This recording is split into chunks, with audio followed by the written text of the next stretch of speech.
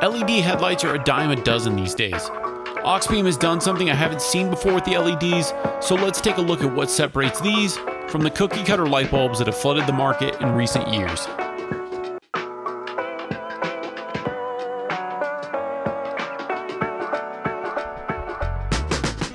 Hey guys, so I'm here tonight replacing my headlight bulbs in the FJ. I've actually had LED headlights in this for probably 4 or 5 years, and those were from Lifetime LED. And that was a company that was one of the first ones that had a good warranty, and they used to be kind of popular. And recently one of my light bulbs started to dim out, and the company no longer exists. So the general thing you'll see with LED upgrades is you blind oncoming traffic. That's super common with an LED bulb upgrade. Auxbeam has been reaching out to me a ton, offering to let me try out some of their lights. They now have an LED bulb that has a specific pattern on it that will actually cut out the edge for oncoming traffic. New vehicles that come with LEDs are designed that way. Basically, the beam goes out so far, but it's cut off at a certain angle. That way it doesn't blind people in the other lane, basically.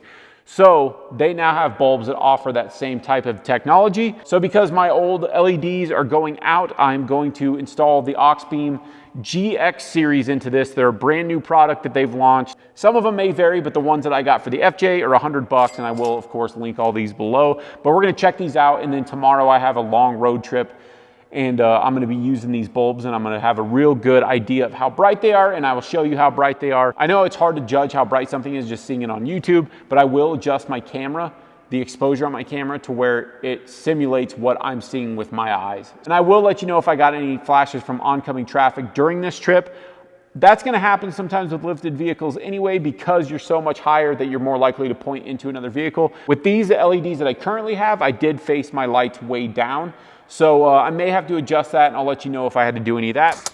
Turn on my light here. So here's the deal with why I decided Auxbeam would be a good company to go with. There's a lot of cheap stuff on Amazon these days, and I know you can find LED bulbs for 20 bucks, 30 bucks, and Auxbeam actually has some that are around that range, like 40 I think is the cheapest I saw.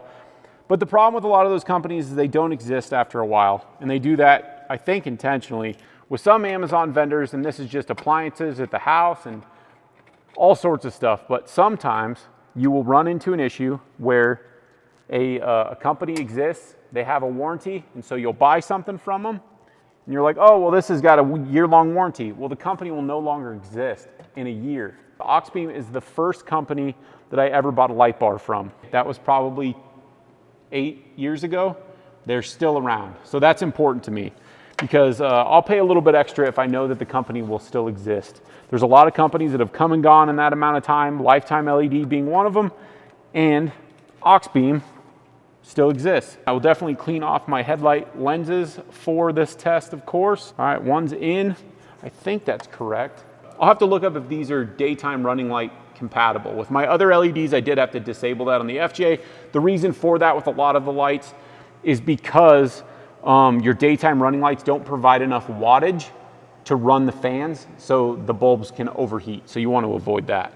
But I will check to see if these are daytime runner compatible. That'd actually be pretty cool if they are. Auxbeam claims these are 650% brighter than a halogen light bulb, which is crazy, but it makes sense because LEDs are insanely bright. So that's why it's important to have that little cutoff angle that I was talking about. These are set up to where you shouldn't have any issues with your computer system, or it won't throw any codes or anything like that. It does have the proper amount of resistance built into it. Here you can see the difference between the light on the left side of the road and the right side of the road. In this shot, I did have the right side too high still, but the left side is just about right.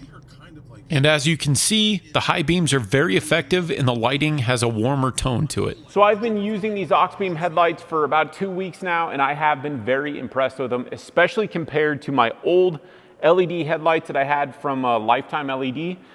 Those, I did not realize how outdated those were, how useless those were, because I upgraded to LED in the early days. So at the time, the Lifetime LEDs were a decent headlight, I guess. I guess they never really were compared to something like this, and we'll get into that in a minute.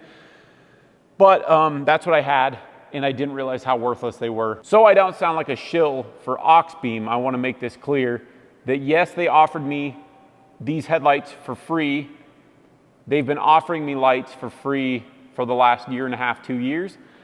and I've been turning them down, but because I need new headlights right now, I took them up on the offer. So no, I didn't pay for these. Yes, I took them because they're free, but they were something that I was looking for my next LED. So along the lines of Auxbeam and their headlights, do know that there are different grades of headlights that they sell. They do sell a cheaper headlight that's just like a $30, $40 headlight. I'll link those below. I don't have any personal use with them, but I would assume that they are kind of like what I took out of this, which was a headlight that kind of glares and blares at oncoming traffic, and you'll get people bright lighting you, or you'll have to have them so low that they're not really a beneficial light anymore. So the problem of retrofitting with an LED is with a typical halogen bulb, the bulb burns all around the bulb. It's a clear piece of glass with a filament that's burning inside of it. So as this headlight housing was designed, it's reflecting light from 360 degrees forward, and that's basically how they built the light fixture. With some LED bulbs, there's an LED coming out of one side, and then on some of them you'll get an LED on each side, and that's kind of how this one is set up, and so it helps direct the light more naturally like a incandescent bulb would. It's still not perfect. There are still people that would completely argue the whole fact about LEDs and you're better with halogens and all that. Halogens do take more power typically, but with LEDs and how powerful they've gotten, I honestly don't even know if these are less power than my original halogens were. But because these have the cutoff, I decided to go with them. The instructions are pretty clear on how to set them up, but I disagree with how you're supposed to set them up because I did it exactly how they say. And after I saw them on the road, it was very clear to me. I was driving over Independence Pass in Aspen the night that I got these installed, and they were facing up in the trees. And so there's no clear set in the instructions on which way goes up and which way goes down.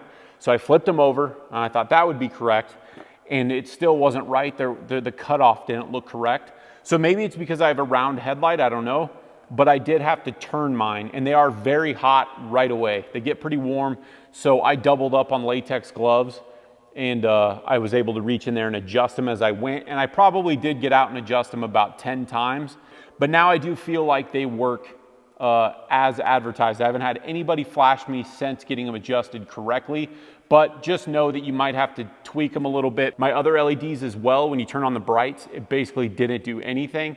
It was barely noticeable that you turn the brights on, and I just thought that that's the way the LEDs were. Again, I had those forever. So I will say with these, the brights on them are like having a true high beam headlight, and it does throw out much farther because I pointed my standard beams fairly low to the ground, and then my highs will spread out a fair bit, but I am planning on getting some of the lights on the bumper here, and so those will be my real heavy distance lights for whenever I'm driving in the mountains. I'm basically setting my lighting up to where I have like a close, a medium, and then a really far distance light, and that's going to include the bumper mounted lights that I'm going to put on this. So real quick, I just wanted to point out this beam on the shop door. You can kind of tell what I'm talking about, but it's kind of weird from this angle. But so if you look at the beam here, this side comes out farther like this, and it gets softer as it goes. As this side right here, you can see that it starts to cut off a bit. And as that light projects into the lane, you have one big long rectangular shape to your light, brights. And so as you can see, the brights do fill in that void. They don't seem to have the same cutout that the low beams have, which is good because if there's another car, you're cutting back and you're not blinding them. And then when they're gone, you can light up the road just like you normally would. So I don't know if you guys can tell, but on this bulb, because of the way I have it turned for that cutoff to happen, the bulb, the light almost looks like the half moon is tilted. And you know, I don't care if that's the case, like maybe it's not as aesthetically pleasing for some people, but for me, I'm gonna keep it like that because that's the best headlight beam that I could get out of this. Maybe Auxbeam will reach out to me and tell me, hey, you're doing this wrong or that wrong, but that's what I found with this, so that's just the way I'm gonna keep it. I don't like driving much at night if I don't have to, but usually I'm heading out of here on Friday, and I've got some nighttime driving to do, and so the more light I can have on the front of this thing, the better, because the deer and the elk, and I recently had a deer run into the side of my wife's car while I was driving it home from work, And it really kind of made me realize, like, I need to get some more lights on this thing that are better so I can see animals in the distance. That situation wouldn't have helped, but it just made me realize how quick you can have a car destroyed. So yeah, I've been really happy with these lights so far. Like I said, it's only been a couple weeks.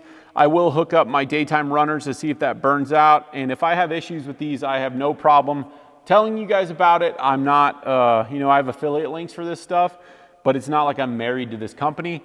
And I'm going to be getting some Auxbeam lights right here as well, because again, I'm trying to protect this thing from deer and stuff, and they're offering to send me lights, and so I'm going to test stuff out. And I don't want to spend the money on high ticket items right now because I'm waiting on a new vehicle. And I'll be open and honest about everything that I'm getting out of it. So I will be doing more Auxbeam reviews here shortly. I'm going to try some of their fog lights and some of their 7-inch rounds on the FJ here. And then with the new truck, I will have some other branded stuff, higher end stuff on that truck. And so I will truly be able to compare side by side. And then I can give a full comparison of what I think. And those higher end brands will not be free items. 100% I will have to pay for those. So let me know what you guys think about LED headlights. I know some people are pretty divided on these and they don't like them at all, but I think a lot of that has to do with that cutoff not existing. So this might change the game for a lot of us that have older vehicles and we want to update them. So it's very useful light output. Combine that with some fog lights, and man, it's like daylight out there, and I'm not exaggerating. It's great, and I can't wait to have some bumper lights on this as well. And so I will have more lighting videos coming up here pretty quick. Keep an eye on my travel videos, because if these do give out in the middle of a trip, I will let you know. All right, guys, so that's my review of these. Check them out below. Like and subscribe if you haven't already. I really do appreciate it, and until next time.